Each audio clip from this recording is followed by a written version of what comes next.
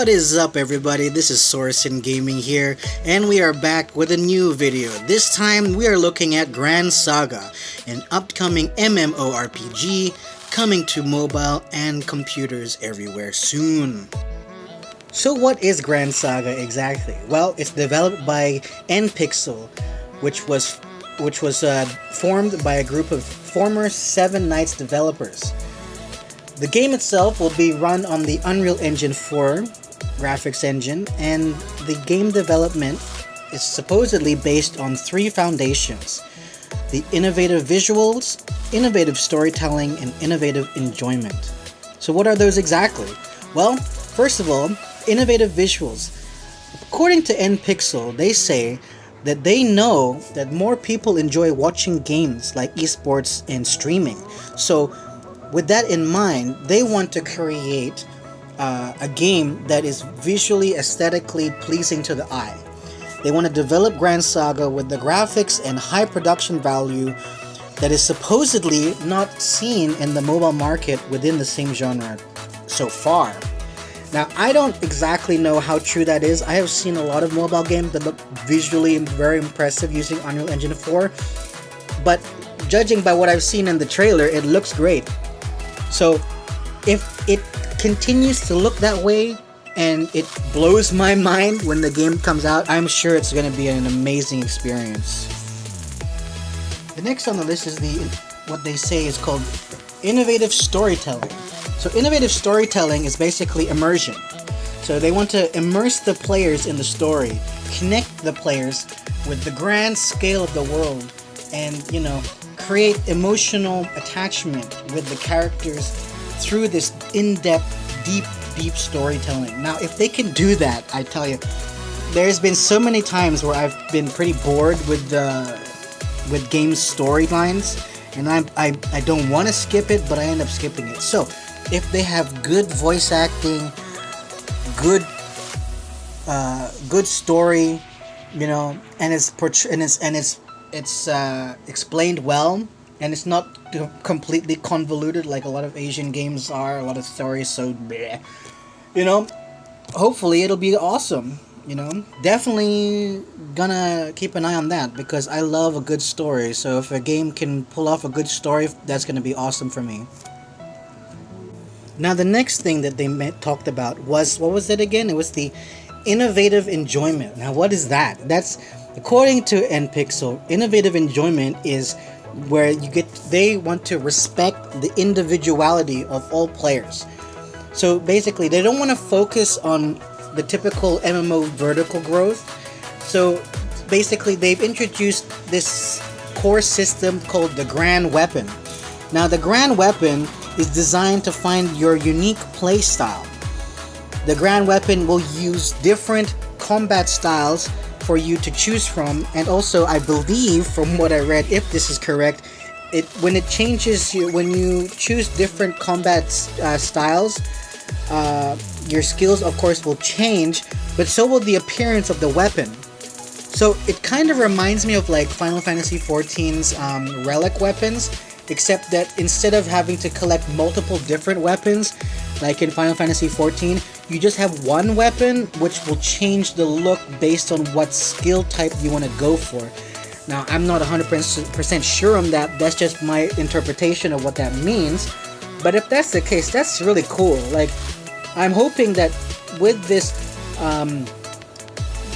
idea of less focus on vertical growth and instead focusing on weapon growth, that the more advanced your weapon gets, the more it will change and things will start to become more interesting for your skill set and your combat style. So that's cool. Now, the other thing they mentioned involving that was like changing in your character. Now, what that means, I don't know. I was kind of worried that maybe your character is like, you're stuck as certain characters like in Soul Worker or something, right? But maybe your weapon will change how you look too. I don't know. That's something that we'll have to see when more news comes out. But so far, that's as much as I know about that.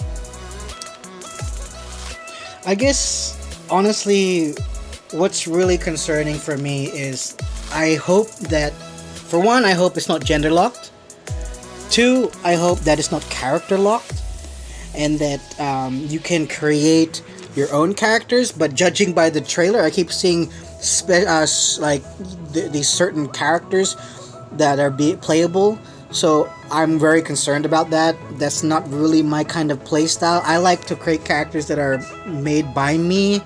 Not I have to be forced to be a character and then pay money to change how they look. So hopefully that's not the case. It's still too early to say. There's no new news about that. But the other stuff that is important to know right now is that the developers are definitely wanting the game to be able to be doable solo. There will also be, of course, I'm guessing there'll also be group stuff, but they did mention that the game is able to be played solo for those who like solo playstyle, as well as there will be group content as well. So that's good to know, because it's annoying when you're like, if you don't have many friends who are playing the game, and then suddenly like you have to do group content, and then you're stuck waiting and waiting for groups to form or whatever like that. So yeah, I mentioned before that the game is going to be PC and mobile. So, and then also the servers are going to be cross-platform, but they might release one server first before the other. So maybe it'll be just like PC first, or maybe mobile first. I'm not sure which. And then and then after that they'll have like cross PC and mobile servers later down the line. I don't know. We'll see how that goes. So unfortunately, there is no plan for global yet, which is really a bummer. But I will definitely try and get in the game when it launches in South Korea. I've already pre-registered on Tap. I will actually put the link for the Tap pre-register link in the description. So if you also want to pre-register, you can find it in the description down there. So yeah, that's basically what we know so far about the game. All of this information, of course, I got this all sourced from MMOculture.com, so thank you to them. I'm really excited for this game. It does look really good. I hope that my worries are just worries, and the game does prove to be some new next gen thing. Like if you say all these things like innovative visuals, innovative storytelling, and innovative enjoyment, you gotta have things that are gonna be good for the players. If you're talking about immersion in the innovative enjoyment or whatever it was, and then you can't make your own characters, or your gender lock, or your character lock, that's not immersion. That's putting you in the to me that's not immersion, because you're not you're somebody else, and then you have to immerse yourself into their story.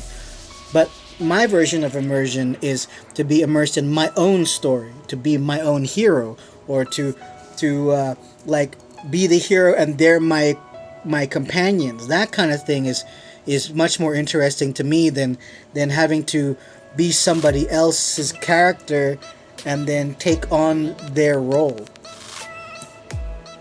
Anyway, those are just my opinions of what I've read about what we know so far about the game.